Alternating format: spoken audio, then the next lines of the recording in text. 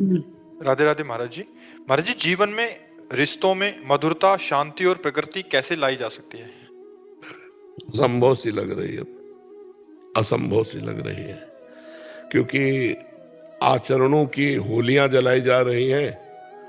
तो शांति और मृदुता संबंध में तो बहुत, इसलिए असंभव सी लग रही है। असंभव नहीं है, असंभव सी लग रही है, क्योंकि सब अपने चरित्रों का नाश करने के लिए लगे हैं। और जिसका चरित्र पावन नहीं होता उसका संबंध मृदु नहीं हो सकता। एक प्रश्न केवल आपके ही उत्तर का नहीं है। जब तक चरित्र पावन नहीं होगा तब तक संबंध पावन नहीं हो सकता, और संबंध पवित्र नहीं होगा तो मृदुता और शांति कैसे आ जाएंगी। आज हमको अंग्रेजी में एक सूत्र बताया था इन लोगों ने कि धन का नाश हुआ तो कुछ नाश नहीं हुआ, स्वास्थ्य का नाश हुआ तो कुछ नाश हुआ, चरित्र का नाश हुआ तो सब कुछ नाश हुआ। अब इसका उल्टा चल रहा है। हमें लगता है हम यदि अपने कर्तव्य का पालन करें और अपना चरित्र पवित्र रखें तो संबंध में मृदुता आ ही जाएगी।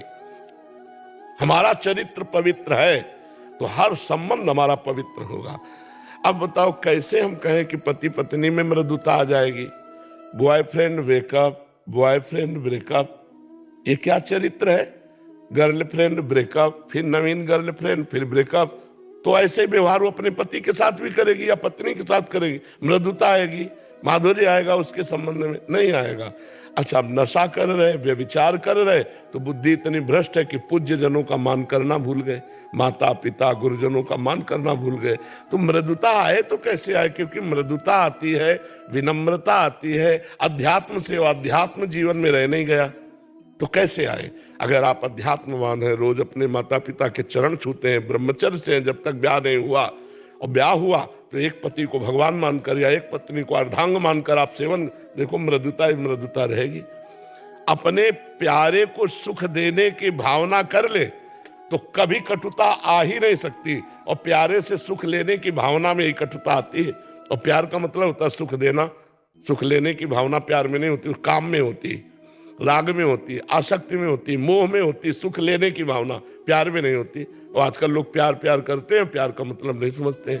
प्यार का मतलब व्यभिचार नहीं है, प्यार का मतलब स्वार्थ की पूर्ति नहीं, प्यार का मतलब होता है प्यारे को उत्तम मार्ग में चलाना। बोले फ्रेंड, फ्रेंड का मतलब क्या होता है? कुपथ निवार सुपंथ चलावा।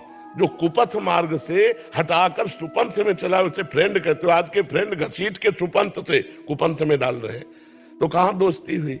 तो मृदुता, धैर्य, विचार, पवित्रता, विनय, ये दैवी संपदा है। ये भगवान के चरणों का आश्रय लेकर पवित्र आचरण से यदि हम नाम जप करें तो हम अपने क्या दूसरों के हृदय में ये बात ला सकते हैं।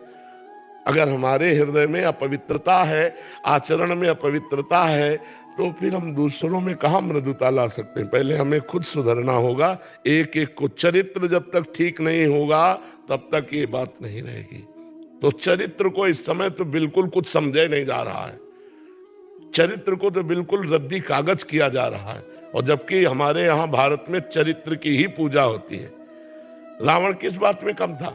उत्तम कुल पुलस्त करना थी, और विद्वान तो अद्भुत, और बलवान तो अद्भुत। क्या कमी क्या थी? चरित्रहीनता। बस चरित्रहीन होने के कारण पुतला जलाया जाता है। जिस वंश को राम जी प्रणाम करते हैं ना, उस वंश का था उत्तम कुल पुलस्त करना थी। भगवान ब्राह्मण वंश को नमस्कार करते हैं, रघुवंश में प्रकट हुए। विद्वान शंकर जी का अद्वितीय भक्त।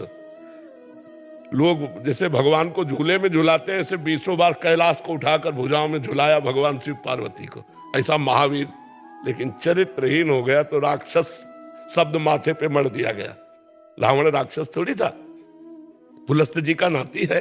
पुलस्त ब्रह्म ऋषि है, कोई साधारण तो, लेकिन राक्षस आचरण, उसके चरित्र आचरण बिगड़ गए। तो आज हर बच्चा आचरणहीन होता जा रहा है। संयम बात तो दिमाग में नहीं रह गई है कि संयम क्या होता है, जितेंद्रियता क्या होती है, ब्रह्मचर्य क्या होता है। न पढ़ाया जाता है, न सिखाया जाता है, आचरणहीनता होती चली जा रही। तो विद्या विनय देती है और यहाँ अविनय बढ़ रहा है। देखो नए नए लड़कों की बात देखो, अपने माता पिता, असभ्यता बढ़ती चली जा रही है। तो हमें लगता है मृदुता कैसे आवे?